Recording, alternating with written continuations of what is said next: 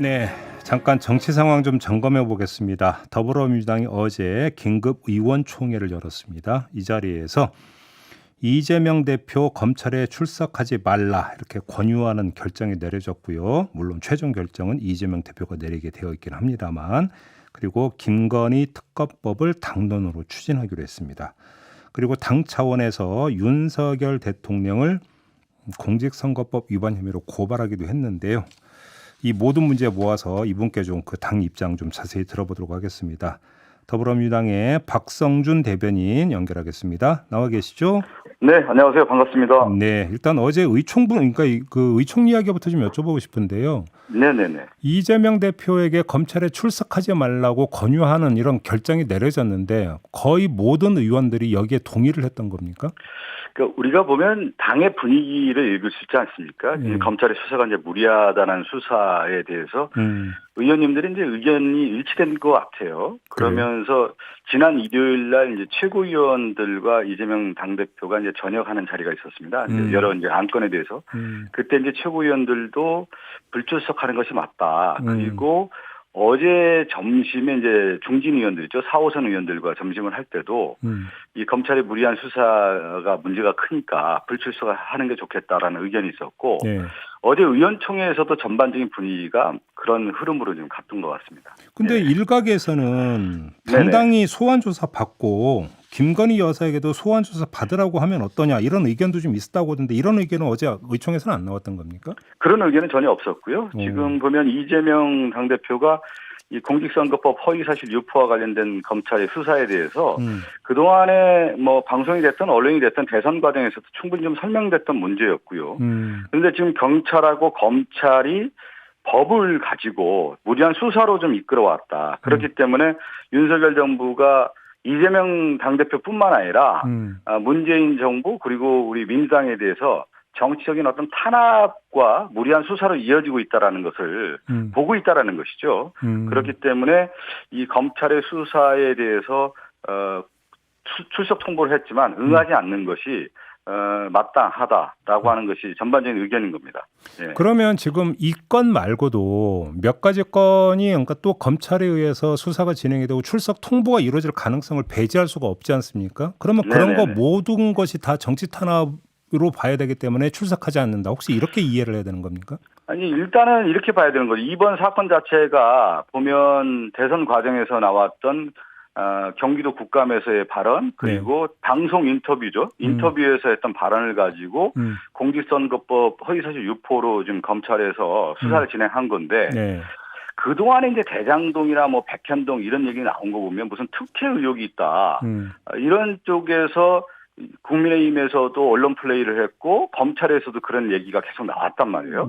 그럼 우리가 본질이 뭐냐 볼 때 특혜 수사에 초점이 맞춰졌다고 볼 수가 있었는데 정작 그 지금 수사하고 지금 기소하는 방향을 보면은 공직선거법 그러니까 대선 과정에서 언론 인터뷰라든가 국감장에서 나왔던 내용을 가지고 이 검찰 출석 통보를 했다는 것 자체가 정치적 의도와 정치적 행위가 분명히 있다. 이렇게 해석할 수밖에 없는 겁니다. 그러니까 좀 다시 한번 정리해서 질문을 드리면 그러니까 불출석 권유는 이번 건 그러니까 공직선거법상 허위사실 공표 혐의에 대한 수사 이 건에 한정된 일단 권유로 이해를 하면 되는 거냐 이 질문을 다시 한번 드리겠습니다. 이 부분에 대해서는 검찰 불출석에 대한 이제 전반적인 의견이 있다고 제가 말씀드렸고 추후의 사안에 대해서는 또 다른 판단이 있겠죠. 그때 가서 그건 또 지켜봐야 돼요. 그렇죠. 별도 판단이 필요하다 이런 말씀이신 거고요. 그렇죠.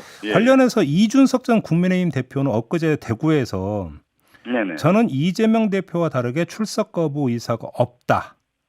이렇게 밝히면서 그 우회적으로 비판을 했던데 이건 어떻게 받아들이십니까?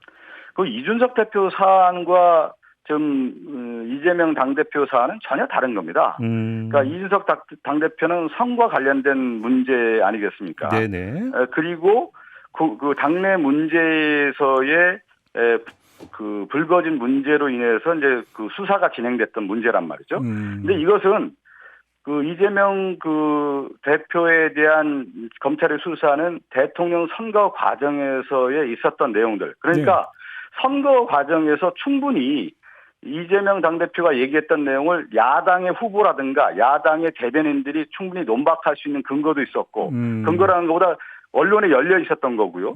충분히 그런 민주주의 과정에서의 언론이라는 것은 어떤 후보가 얘기했을 경우에 그걸 논박하려는 반박권도 있는 거 아니겠습니까? 예. 한 예를 좀 드리면 제가 예를 들어서 지금 그 앵커하고 인터뷰한 내용이 인터뷰를 하면 저는 뭐냐면 방어권이 분명히 있는 거거든요. 네. 그러면 앵커도 반론권이 있고 이 얘기를 들었던 야당이라든가 반대측 인사는 반론권을 또 제기할 수가 있고 그렇죠. 정정보도도 할 수 있고 그게 이제 민주주의 과정인 겁니다. 그런데 네.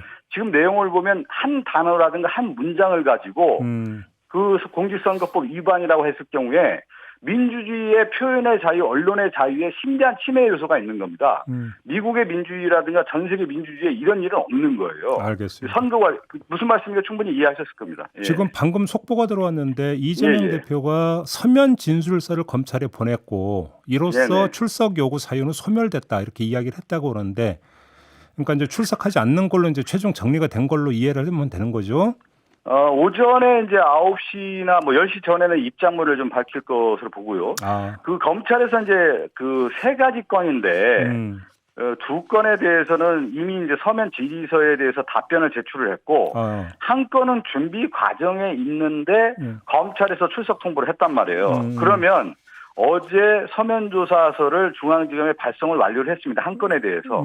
그렇다고 하면 충분히 검찰의 그 뭐라고 할까요? 이제 수사 진행 과정에서 응했다라는 말씀을 좀 드리겠고 오늘 관련해서는 이재명 당대표가 출석이냐 불출석이냐에 대한 부분은 오전에 결정할 것으로 봅니다. 어제 그 이원석 검찰총장 후보자가 청문회 과정에서 출석 요구와 관련해서 이재명 대표에게 진술 기회를 드리려 한 것이다. 이런 식으로 성격 규정을 했는데 이건 어떻게 받아들이십니까?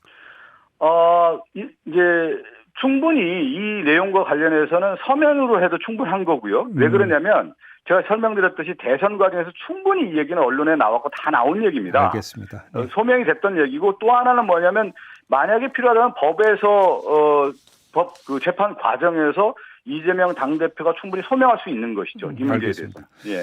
민주당이 어제 윤석열 대통령을 똑같은 혐의, 공직선거법상 허위사실 공표 혐의로 고발을 했어요. 예. 근데 지금 어차피 이게 공소시효가 3일인가밖에 안 남아 있고 거기다가 지금 어차피 현직 대통령은 형사소추의 대상이 아니지 않습니까? 네네. 그럼에도 불구하고 고발한 이유가 뭡니까?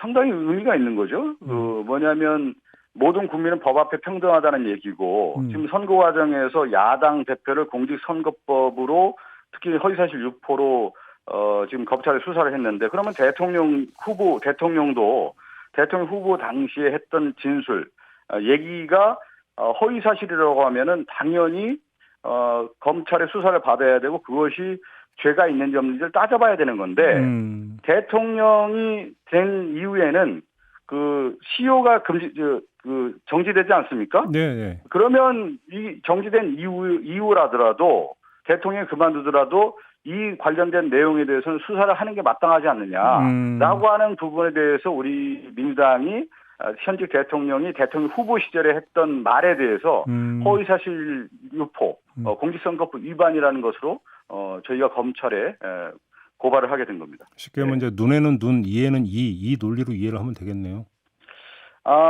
이제 제가 이 얘기를 좀 꼭 드리고 싶은 것이 이 대통령 선거 과정에서의 있었던 얘기들을 우리가 보면은 이런 하나의 단어 문구를 가지고 수사하고 기소하고 이런 과정이 전체적인 민주주의에 있어서 표현의 자유나 이런 것들의 심대한 침해 요소가 분명히 있는 겁니다. 그런데 지금 보면은 윤석열 정부는 공정과 상식이라고 내세웠지만 거기에 맞지 않는 그러니까 민주주의를 내세웠지만 민주주의 원리에 맞지 않는 이 수사가 무리하게 진행되고 있다는 말씀 다시 한번 드리고 싶어요. 알겠습니다. 좀 특검법 이야기를 좀 넘어갔으면 좋겠는데 일단 이른바 김건희 특검법을 당론으로 추진하기로 어제 의총에서 결정을 받죠.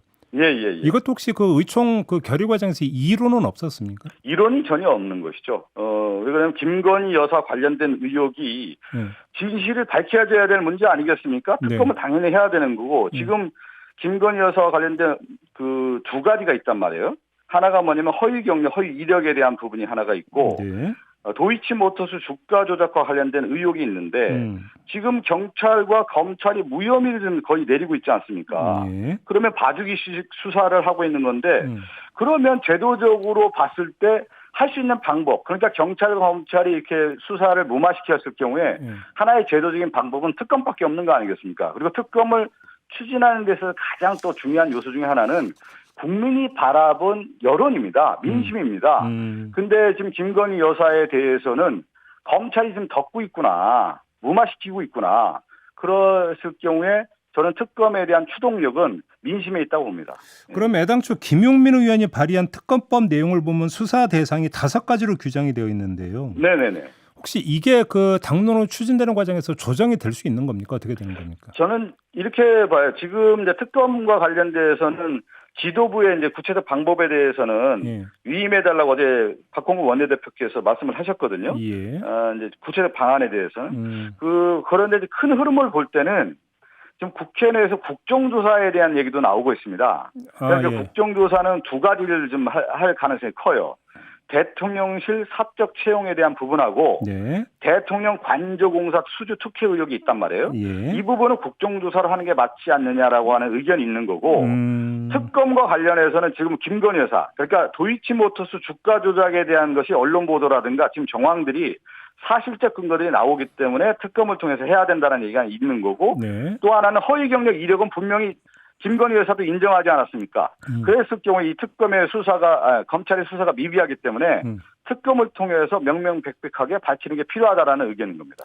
네. 그 지금 허위 경력 의혹 사건 같은 경우는 경찰이 수사를 해왔고 불송치 결정이 내려졌고 남구준 국가수사본부장은 어제 기자간담회에서 불송치 결정을 한 이유에 대해서 혐의 인정이 어렵다라는 이유를 댔는데 그럼 이걸 도저히 받아들일 수 없다 이런 판단이신가요? 아니 그거는 제가 아까 민심의 추동력 이 얘기를 했잖아요. 지금 이제 경찰이 그냥 손바닥으로 하늘을 가리려고 하는 모습인데 모든 국민이 그걸 누가 믿겠습니까?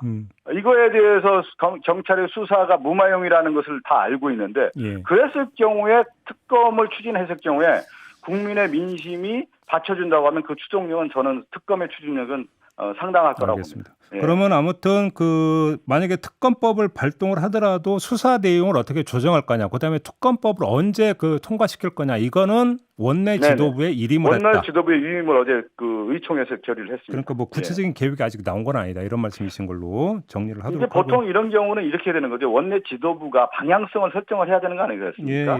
전반적인 상황을 고려하고 지도부가 결정을 하고 또 의원총회에서 그걸 총의를 모으고 그렇게 이제 과정이 있는 것이죠. 지금 그 이른바 검수 원복 시행령 있잖아요. 네네네. 검찰의 직접 수사권 범위를 다시 확대하는 내용의 시행령. 이게 아마 오늘 최종 통과될 것 같다라고 하는데 민주당 어떻게 대응할 계획이십니까? 저는 이게 굉장히 이제 민주주의 국가를 유지하는 하나 2가지가 큰 핵심이 뭐냐면 국가의 공공성과 법치주의란 말이에요. 우리가 그래서 법치국가라고 얘기하지 않습니까? 지금 이제 윤석열 정부는 공공성, 특히 인사 문제라든가 사적 채용 문제에서 상당히 훼손하고 있단 말이에요. 그런데 이 법치주의, 법치국가의 가장 근본은 뭐냐면 권력을 자의적으로 행사하지 말라는 거예요. 그래서 입법권을 국회에 주는 겁니다. 그 입법권을 국회에서 주고 국민의 대표로 뽑은 사람들이 만들고 정책을 집행을 행정부가 하는 거예요. 그래서 그 정책 집행의 하나의 수단으로서 시행령을 주는 겁니다. 그러면 국민의 인권의 문제에 가장 중요한 것은 법치국가에서 입법권인 법에 의해서 만들어져야 해요. 그게 법치국가인데 지금 윤석열 정부는 뭐냐면 시행령을 통해서 입법권을 침해하고 있는 거예요. 그래서 법치국가가 아니라 시행령 국가, 영치국가의 지금 모습을 가고 있는 겁니다. 심각한 민주주의 훼손이고 법치주의의 훼손을 지금 하고 있는 겁니다. 아무튼 그런데 시행령으로 모법을 뒤집어 버리려고 하는 이 시도에서 어떻게 대응하실 계획이십니까? 총력전을 펼쳐야 되는 것이죠, 정말.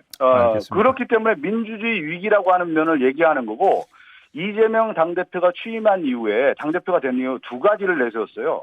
하나가 뭐냐면 민생경제를 책임져야 된다는 민생경제 대책기구를 만들고 또 하나가 이제 민주주의 위기라는 거예요. 제가 이 얘기만 꼭 드리고 싶은데 김대중 대통령이 2009년에 돌아가시기 전에 이명박 정부에게 3가지를 얘기했어요. 위기가. 하나가 뭐냐면 민생경제 위기, 민주주의 위기, 남북평화 위기라고 얘기했는데 지금 윤석열 정부 이 세 가지 위기를 초래하고 있다. 알겠습니다. 특히 민주주의 위기를 초래하고 있다. 그것이 법치국가, 영치국가를 가면서 알겠습니다. 상당히 심각하게 훼손하고 있다는 겁니다. 짧게 예. 마지막으로 이거 여쭤볼게요. 예. 지금 지명직 최고위원으로 전남대 철학과 박구용 교수를 그 지명을 했다가 이게 지금 그 박구용 교수가 고사를 해서 그러니까 없던 일이 됐다는데 이 과정이 어떻게 됐던 겁니까?